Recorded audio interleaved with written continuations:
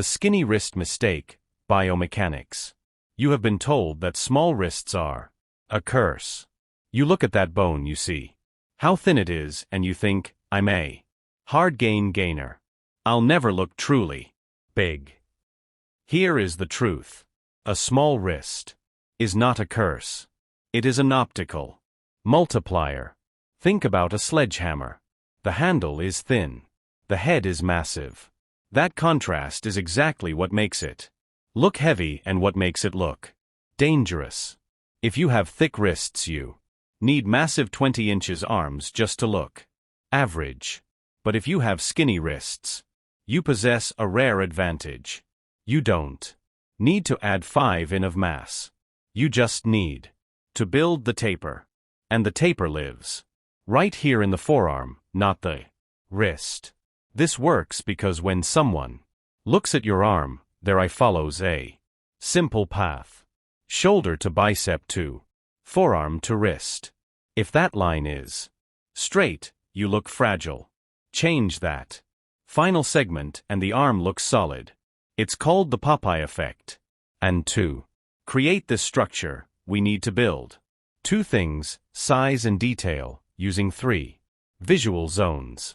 Let's build the hammer, the 3-zone muscle structure. Before I give you the exercises, let's quickly break down the biomechanics. I want you to understand the structure.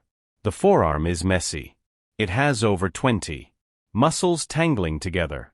Most people overcomplicate this, doing endless wrist rolls that barely move the needle. But we aren't here to waste time. We are here to build structure to get that heavy functional look.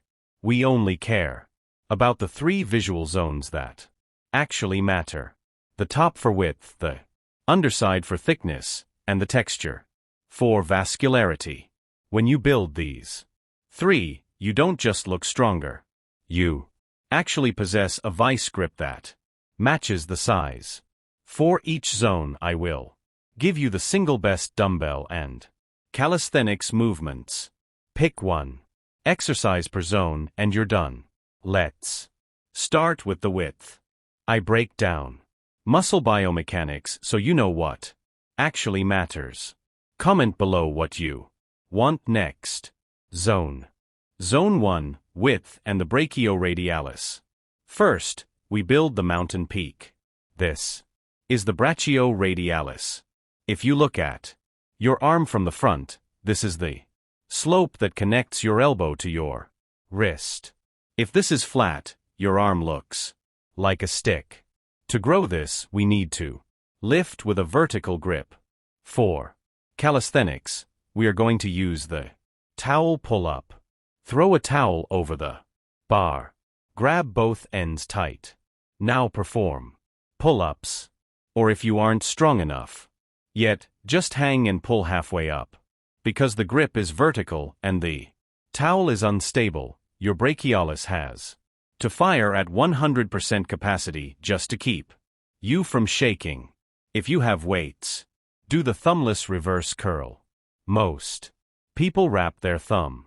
Don't put your thumb on top. This takes the bicep out of the equation and forces the forearm to cup the weight. Lift fast but fight the gravity on the way down for 3. Zone 2, thickness and flexor density. Seconds. Now it's time for the underside, the meat that fills your sleeve. These are the flexors. To grow these, we need a deep stretch that most people never get.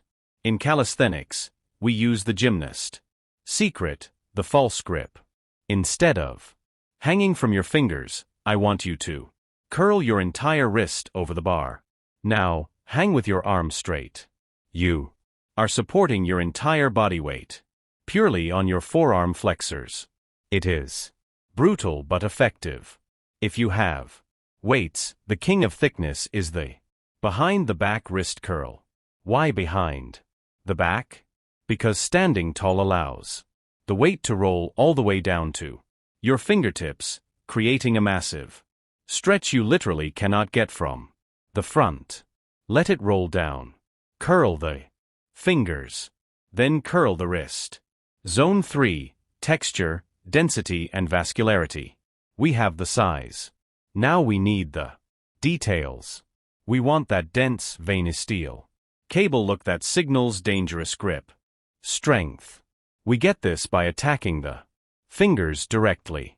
If you want weaponized hands, do fingertip push-ups.